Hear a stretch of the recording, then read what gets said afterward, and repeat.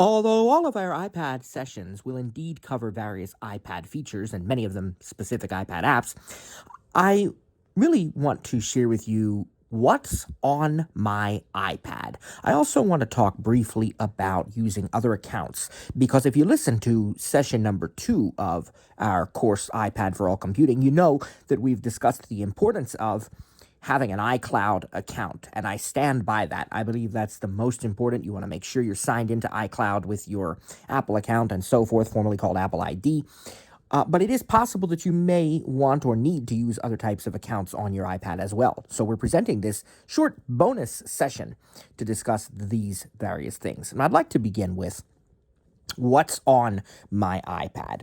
First off, to be clear, I rarely use folders on my home screen of my iPad. I tend to use just a particular layout that I like, and that layout does begin with page 1 and most of page 2 being pretty much the way Apple has set it up right from the factory. So I don't tend to modify much of that. And this includes having on my dock messages, Safari, music, mail, notes, calendar, and photos. And these things are all on the dock. So, of course, they're persistent across all home screen pages. I also have several widgets on page 1 and many apps that Apple has included natively that ship with the iPad. And the same thing really is true with page 2. I'm not going to name all of these native Apple apps, not because they're not important, but because it's assumed that you'll already know that those are available and pre-installed. We will be covering many of those during this iPad course. So what I'll be doing is starting probably about 3/4 of the way through page number 2 on the iPad and tell you we've just covered things like of course, the normal apps from, clock and weather, maps, reminders, settings, all these types of things. At page 2, having a lot more Apple apps, freeform, phone, games, all these kinds of things, including here, we just finished the sequence of Apple Store, GarageBand, iMovie, Keynote, numbers, and pages. So we're going to kind of pick up right there after that with some additional Apple apps and third-party apps. But these are apps that would have needed to have been downloaded separately. And we're going to start, and I think I'm now trying to remember whether Apple Store's typically one that has to be downloaded or not, but we're going to start with a non-Apple app. One other thing I want to say here is many of these apps, most of them are fully accessible with VoiceOver, but there are going to be some that indeed are not accessible.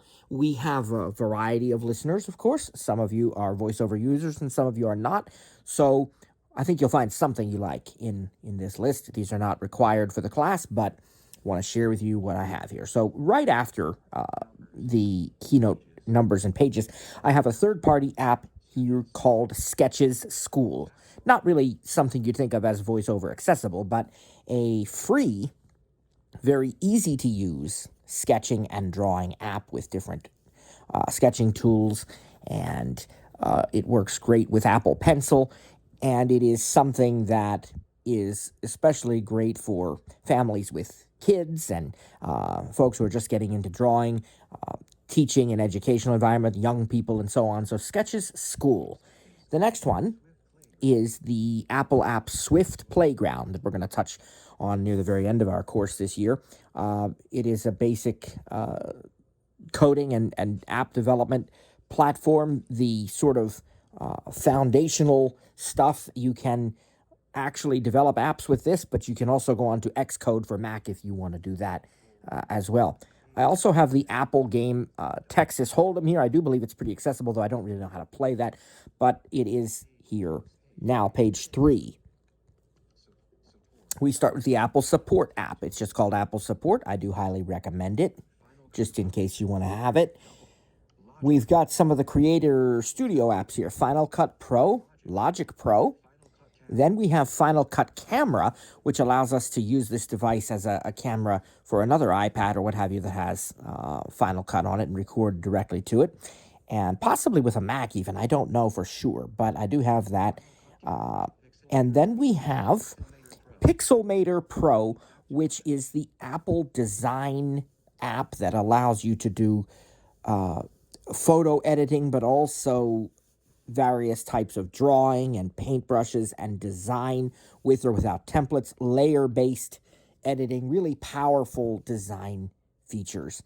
And that is also part of Creator Studio. Now, here's an app that goes hand in hand with it, but it is actually not technically part of Creator Studio. It is an Apple app and it is free, and it's called Photomator. So we had Pixelmator Pro.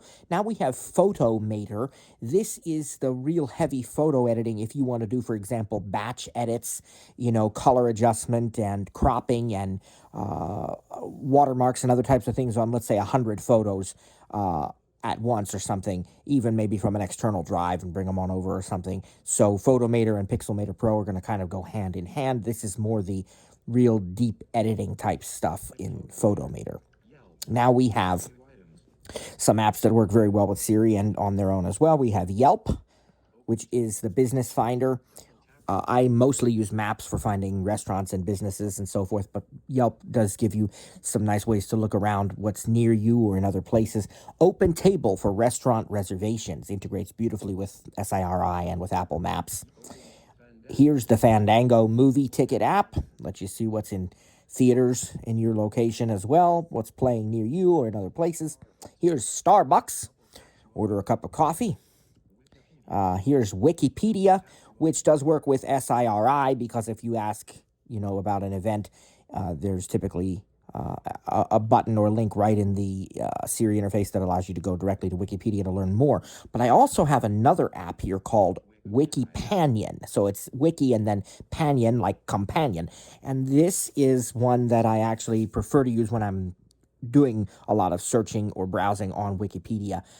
It has a bunch of wikis in it. It's Wikipedia, Wiktionary. There's a whole bunch, most of which I'm probably not going to remember right at this particular second. But there's a lot in there, and I do believe it's iCloud integrated, so it syncs your searches across devices and so on. And that's Wikipanion. So I've got both. You say, well, why don't you just use that and not download the regular one? Well, because the regular one is the official one, and also it integrates with SIRI in the way that I described. All right, here's Wolfram Alpha Classic. You can get lots and lots of statistical and other information from that app. Here's YouTube. I think everybody knows what YouTube is. Gotta have YouTube, right? Watch videos of almost anything. All right, here's an app, which we'll be talking about later on in the course. It's really called Ombre, but we're going to pronounce it Amber, and I'll explain why. So that's AMBRE, and it is the Spanish word for hungry, or I guess technically hunger. You say tengo hambre, that means I'm hungry. Literally, you're saying I have hunger, but I'm hungry. That sounds a little bit more normal, right? But hambre is the word, and this is a recipe app. We call it Amber because if you listen to voiceover says Amber. Amber. See that? YouTube, Amber. Okay. Double tap to open. Perhaps more importantly, though, SIRI calls it Amber. And that affects because this app works with SIRI, so you can ask for the next cooking instruction, the next ingredient, what have you. But if you say ombre, she kind of looks at you like you have three heads. If you say amber, then she actually knows what you're talking about. So we just say Amber, and that is the recipe app, allows you to import recipes in a number of different ways. Type them up, dictate them, import them from a website, import them from other apps. Scan them in many ways. You can scale recipes, you can have your categories. It's just a beautiful app, and it works great with iPad, with iPhone. It works with features like the dynamic island and live activities, which we'll talk about live activities in this class. It works great with the HomePod, so you can be cooking in the kitchen, phone in pocket, hands free, talk to the HomePod and ask for the next cooking instruction or ingredient. There's also an Apple TV app for Amber. So this is my favorite recipe app because it's so versatile and works so well with so many of Apple's awesome features. All right, next up is the SiriusXM app to listen to SiriusXM radio. Here's the Bible app, also known as the YouVersion Bible, YOU. I believe if you search for it in the App Store, it's simply called Bible, and I think the developers listed as Life Church, unless that's changed.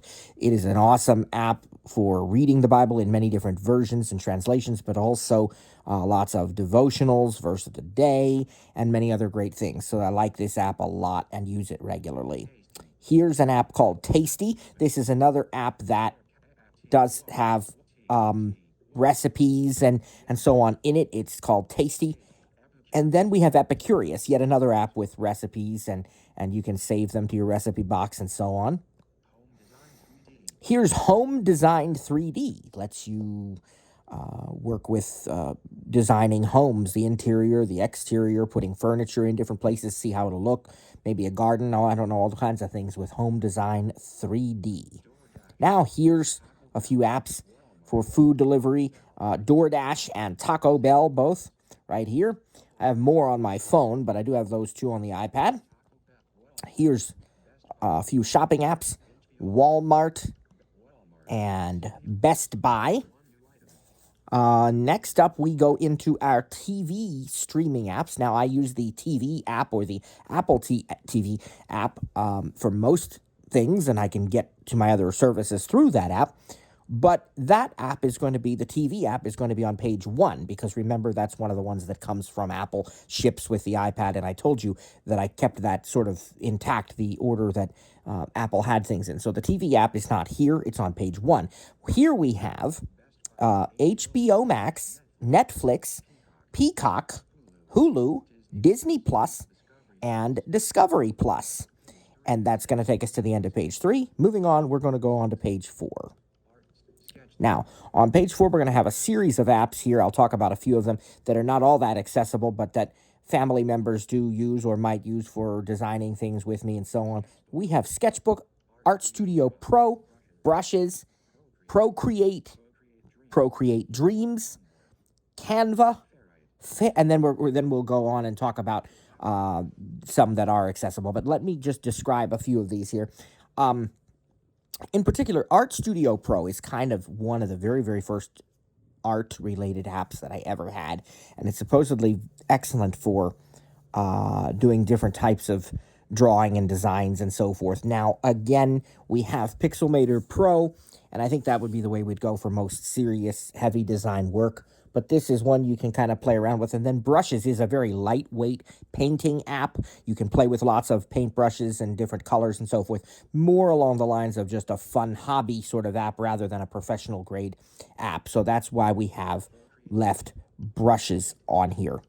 Now, Procreate is it's going to be something where, and I think try to give you a description of this, because you again, we have multiple types of apps that sort of sound like maybe they're serving the same function here. Okay, but what we want to sort of explain to you is, and if you're not really into this stuff, it may not make much difference to you either, or you may not, fully grasp what I'm saying. But one is vector, one is raster. I think my understanding, if I'm not mistaken, is that Procreate is more of a raster, basically digital paint palette app for creating, and of course it's great with the Apple Pencil and so forth. And then Pixelmator Pro, yes, you can use the Apple Pencil, but that's also a lot of really high-end graphic design sort of stuff, and photo editing, especially when you add Photomator to the mix. Now, Procreate Dreams is for creating like motion videos and animated videos, animated graphics, different types of things like that. So it's more of an animation app. And then I also think I mentioned to you Canva. Now, Canva is much more a template-driven app that makes it very, very ultra simple to create different design projects, desktop publishing type projects, for example, restaurant menus, brochures, flyers, all of these types of things. And to be clear, a lot of that can actually be done even in Pages, because Apple Pages, as you're going to find out in this course later on in the course, is not just a word processor. It is it is a page layout app. And so you can do fantastic event flyers and posters and brochures and different things of that nature, but it's just another option. So I have, a few different things here that sound and in reality are very similar in nature, but some just have different strengths and various focus points. I believe it was Steve Jobs, maybe, who years ago said that products are really packages of emphasis. They have certain things they really emphasize, and I think that's where you'll see differences here in these. So I've got a lot of options for people that want to do that. Now, the next few apps are definitely accessible and ones that I use often. Fairlight Recording Studio and Backpack Studio. Let's talk about both of those. We're going to be demonstrating them a bit later on in the course. I think Voice Memos and GarageBand, both Apple apps, are absolutely awesome. They're fantastic. They're fully accessible with VoiceOver, and they're packed full of features and great functionality. I have these two apps because they have very specific, very targeted uses, and they're also very accessible with VoiceOver. And so, Fairlight is audio editing. GarageBand is audio editing too, but GarageBand is also a lot more than just audio editing.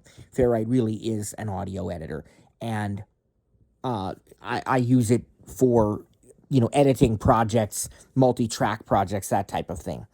The Backpack Studio app is kind of the inverse. It's start to finish recording without editing. There really is no major post-production capability in Backpack. If you're going to record in Backpack, you're going to start. If you need to pause, you can come back and continue, but you're going to just finish up. It's great for live situations. It's also great when you want to insert various sound effects on the fly. Again, you can do that with GarageBand or Fairlight because you can add a track with a sound effect at 32 seconds and 48 seconds and 55, whatever. That's fine, and I've done it that way. But the Backpack app presents me with a sort of an on-screen kind of like a DJ cart, you can imagine, where you put the different cards in for different sounds on the fly. Well, kind of like radio station, that's what we can do here. We can do it on screen. We can do it with a keyboard. Lots of different ways we can trigger these sounds during the recording. And I've got something like 6 or 7 pages of sounds and music clips and so on that I use. And so it's a great, easy way to get things inserted there. So that's the difference there. Again, some similar functionality, some different. Now, next up is the Zoom app. Well, we all know what Zoom is, right? We join these Zoom meetings, host them, whatever. So there's Zoom. All right, here's the Universe Website Builder. We are going to be touching on that later on in the course. It is a fantastic app that lets me design and manage websites, all the details, even the shopping cart stuff, and, it's fantastic. I can't say enough great things. They're really awesome. What I'm saying is I highly recommend it. If you're looking for a good web design platform, it's the host, it's the designer, it's everything. So I would say a lot of positive things about Universe.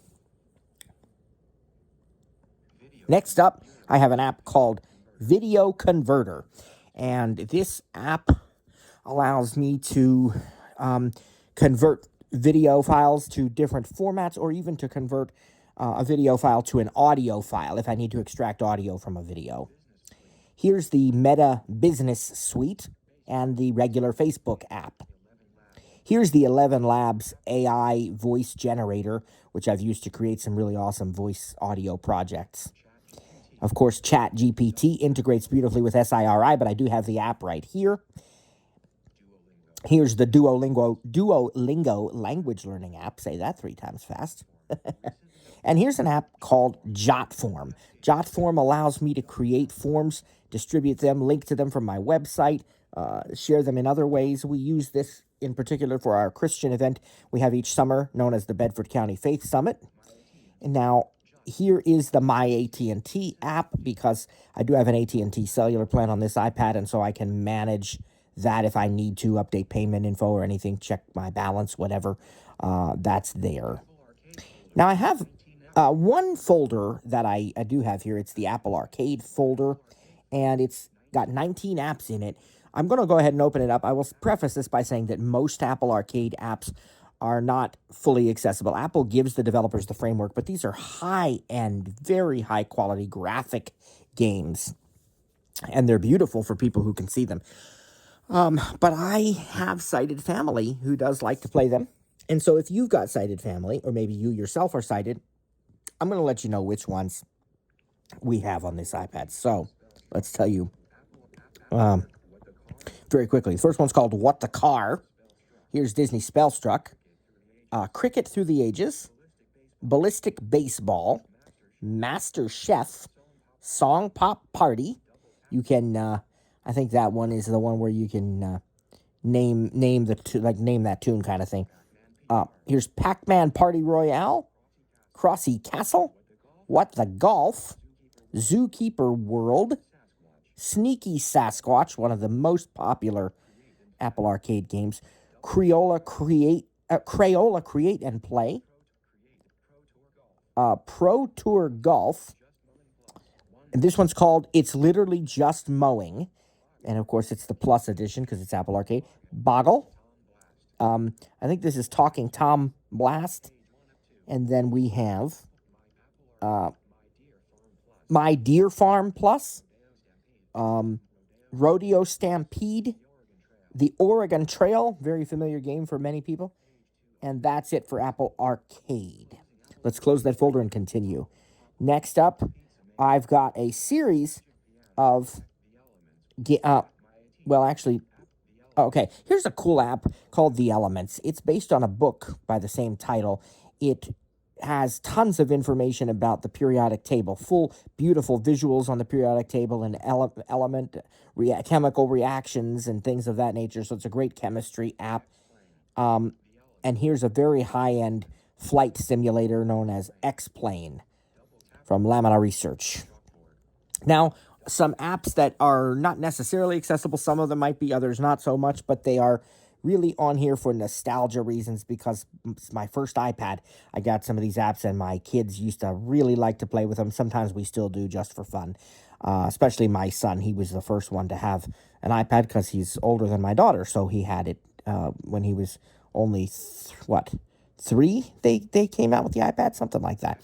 So there's this chalkboard app. It makes the sound like you're drawing on a chalkboard, and you can actually draw and erase and stuff. And here's Magic Piano. There's a bunch of these like making different food games like Cookie Doodle, Cupcake Doodle, Make Cake, Pizza Maker, Popcorn Maker, Soda Maker, Tie-Dye Doodle, and we're on page 506 now. Here's a Make Candy. Here's a Hot Dogs Maker. Here's the Milkshake Maker. Here's a Snow Cone one. Pizza Maker again, and Pizza Maker 2. I guess they're two different app developers.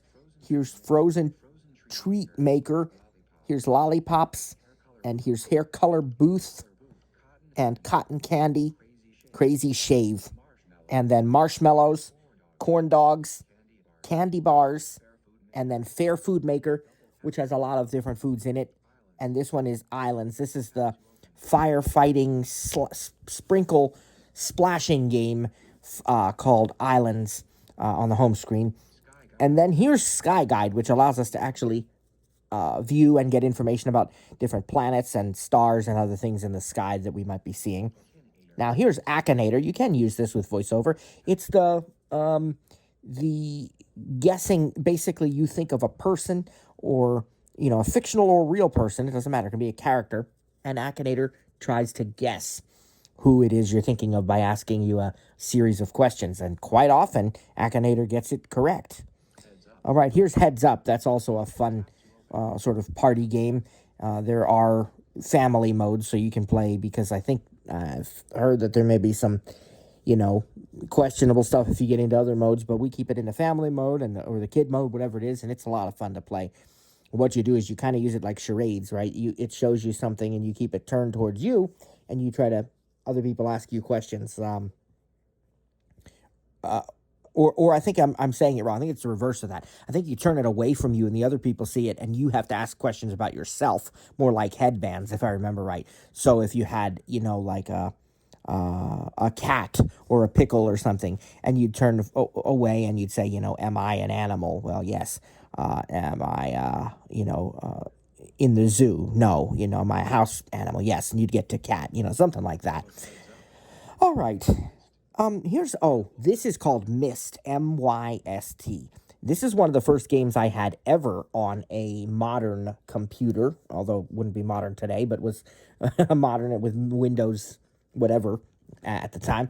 And it is a very high-intensity role-play but one of those sort of you kind of figure your way through this. They wrote books on how to play this game, and there are gameplays of it online, I think, and they've ported it over to the iPad.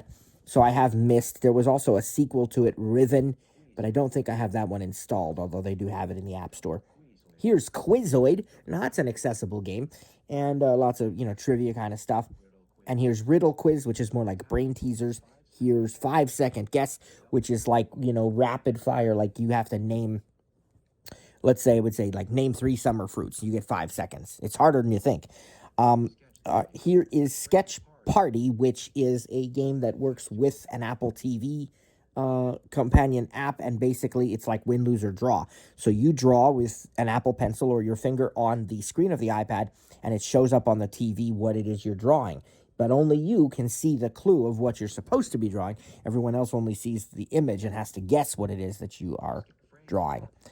All right, now we have Phrase Party, which is more like a game of catchphrase. That's a lots of fun. Here's the Amazon Shopping app, the Amazon Prime Video app, the Amazon Alexa app, the Amazon Business app, and the Audible app. All right, we are on the last page, and we have the Disney World app, the Hershey Park app, the Prismo Scan app, which you can turn PDFs into text and things of that nature. Here's a couple of games my daughter installed at one point: Geometry Light and Traffic Escape, Flow Free, My Hotel. These are games. Here's called Typacy. She uses that sometimes to practice typing. And then here's the Apple Feedback Assistant app as a beta tester. I have to keep that app handy. And here's the Roblox game, which again my daughter uses more than anybody. And that's actually the entirety of the apps that I have on this iPad. I think I do have the Blue Letter Bible and the Logos Bible software on the other iPad. I just haven't put them onto this one yet. But that's going to complete the what's on my iPad portion of this. We have one more thing to talk about, and that is going to be the account feature, because when you set up your iPad, it is possible that you may want to add an email account that's not an iCloud account. Now, here at TTJ, we like iCloud best. Trainer Cliff of Stir It Up also likes iCloud best. I know I can speak for him safely on that matter, and we really think iCloud is the way to go. But we both also have Gmail accounts primarily for the same reason, because of YouTube. At the time we created our YouTube accounts, you had to have a Gmail address to do that. I don't know that that's still true anymore, but that's how ours are set up. So that's what we have. We've got Gmail accounts, and they're on our iPad. So what do you do if you want to add an account like that, a Gmail or an internet provider app? Of course, you're going to go into settings, go into apps, and then go into something like Mail. You can really do it from any of the apps that use accounts, Mail, calendars, contacts, whatever, but you're going to go into the accounts section and hit add account. And you can add your, presumably you already have your iCloud account on there, so that's not an issue, praise God. But you can add your Google Gmail account, you can add a Microsoft Outlook account, you can add, other kinds of accounts. And even if you have domain email from Google Workspace or something, you add that as a Google account. Most types of accounts now, it's very simple. You put your name, your email address, and your password, and it finds all of the rest of the information for you, your server info and all that, especially with things like Google. They, in fact, will do it a little differently. They'll kind of take you within the settings app to the website and allow you to sign into Google that way. When you add these accounts, though, you're going to be asked, do you want to use the following services, and you can turn on or off any of the ones you want. Mail, a lot of them have calendars, contacts, reminders, or at least calendars, contacts, and then most of them have notes. And you can decide which ones you want on and which ones you want off. I highly recommend that you leave everything off except Mail, unless you absolutely need to use those other things. And the reason is because iCloud handles all those things. Of course, iCloud can handle Mail too, but only for an iCloud.com or similar email address, right? But iCloud will absolutely, even if you don't have an iCloud.com email address, it will absolutely handle your calendar events, your contacts, your reminders, your notes, and all of those sorts of things. However, the other side of the coin is that it might be in your situation that you need to have other calendars on your iPad. For example, maybe you work for a particular business or corporation that uses Google for the calendars, even if it's not a Gmail address. Maybe it's a private domain, but it uses Google on the back end. And so now you have to have your Google account using calendars also, so that you can see all your work events on your iPad. You can't help it. That's what they use. They use Google, right? You don't want to have to manually add them to iCloud every time, because what if you forget something, or so in that case, you're going to turn on calendars for Google when you create your when you add your Google account to the iPad, and so on. And you get the idea. So this is how that works, and you can use multiple accounts, many accounts. In our family, we only have the Apple stuff turned on, the iCloud stuff turned on, except for mail. I do have the Gmail account added in there, and it's on for mail, so that I can get my Google emails right in the Apple Mail app. Now, I did recently do a setup for a customer who's very heavily involved in the Google ecosystem, because the school district that she worked for basically mandates that. And so on her other devices, she's already got the actual Google apps, Google Calendar app from the App Store, and the Gmail app from the App Store, and other Google apps from the App Store, right? And so I said, do you want your Apple Mail app and your Apple Calendar app and so on to be able to access the Google Calendar and Google Mail and stuff for your work, so that you don't have to use those third-party apps? So you have the choice. There's two different ways to do that. And my favorite way is to use the Apple apps, but add the third-party accounts if you need to. So you can do that. You can add the Google account to your iPad from settings, as I described, and then you can make sure the calendars are enabled. And then when you open your Apple Calendar app, you're going to see both your iCloud calendars and your Gmail calendars right in there. And same thing with mail. Mail is turned on. You open the mail app, you're going to have an inbox for iCloud, an inbox for Gmail, whatever other inboxes you might want, and you're going to have a unified inbox known as all inboxes. Of course, we'll be teaching the mail app later on, and so you'll know all about that. But then again, there's the other option, which she was using, which is that, and she chose to do, just use the separate app. So if she wants her iCloud calendar, she'll open the Apple Calendar app. If she wants her Google Calendar, she'll open the Google Calendar app. So two ways of accomplishing the same goal. And that's going to conclude today's bonus content. We'll see you soon back in the iPad for All Computing course. God bless you, my friends. Talk to you soon. Transcription.